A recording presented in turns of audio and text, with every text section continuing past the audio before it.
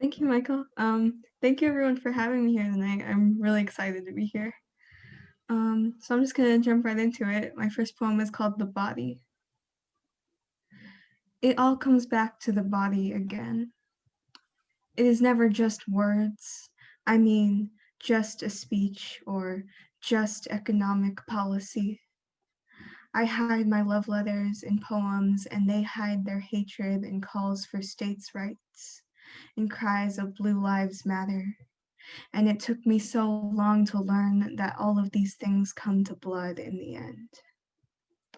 It is never just a matter of skyscrapers, of getting fish out of the ocean.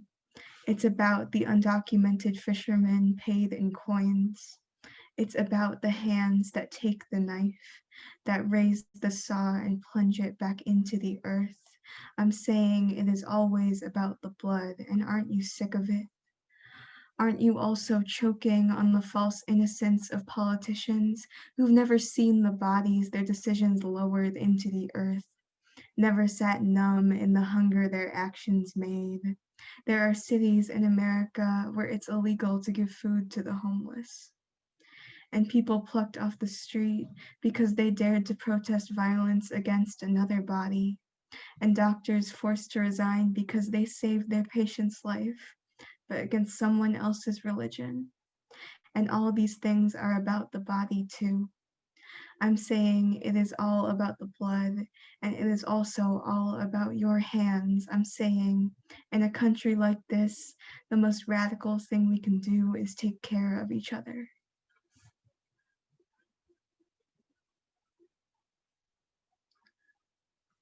This next poem is called Bury Your Own Bones. I hold these guilty dreams like skin holds onto fever. Physically, through the muscle, blood, madness, heaviness, bury your own bones. Bury your own bones and wait. There's company coming. The generational videographers swirl. No hands, nothing to pass around the table. Just lost puzzle pieces and things not allowed in, banging on the door. And you're one of them. I'm begging you to go towards the exit of me. Physically, I put you upright before you stain me again.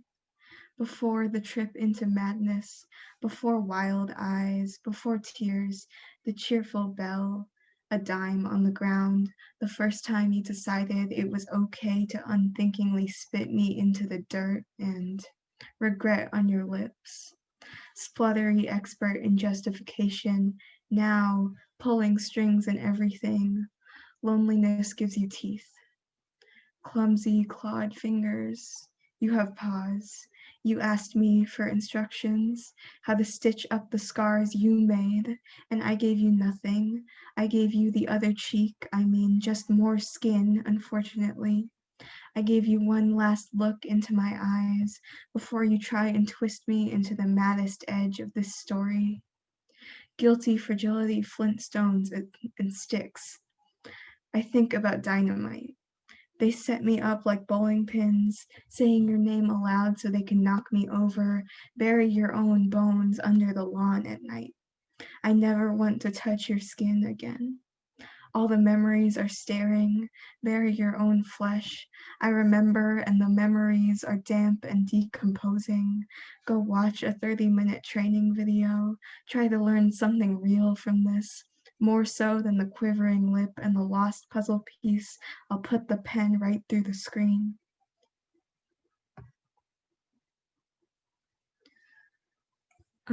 This next poem is Untitled.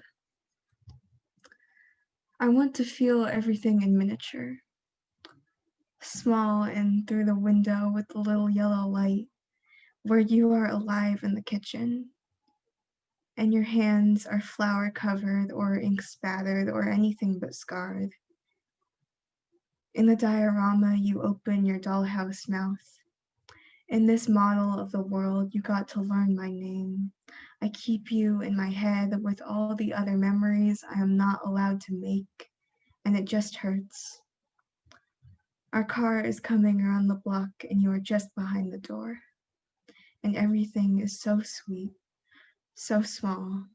and I press play again on the scene that never happened. This is my last poem. I wrote it just for this event because I was just so excited. It's called From the Director's Chair. All my skin is on the cutting room floor. You're the director and you're cropping the shot. You're the director and you're crossing names out of the script in your red pen that marks up history and scrawls out the inconvenient parts. But we lived too. Every other piece of the color spectrum, we lived and we had our love stories and we had children. We built monuments out of our neighborhoods. The way we waved and smiled on the street and knocked on each other's doors in times of crisis, we lived too. You're the director and you're telling a story about the glory of war, about heroes,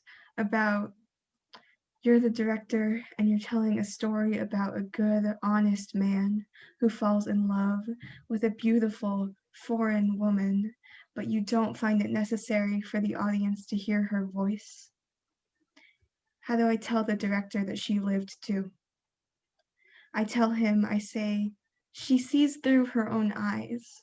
When she lifts her arm, it moves. She did not wait, preserved in amber, for your protagonist to press play on her life and make her dance around the room. And you're the director. You say, every story needs subjects, and every story needs objects. And I point to all the crossed out faces, all the skin on the cutting room floor, and say, but we are never the subjects. But we lived too, even though no one bothered to teach you, that sometimes we lived and it was bloody work. We lived when no one else wanted us to. We lived despite the voices in our heads trying to colonize the body, trying to leach the color out onto the sheets, trying to make us let go of the past and dizzy us with the colorblind future. But we lived, the tired and the angry and the hungry for stories like ours. We lived too. Thank you all so much.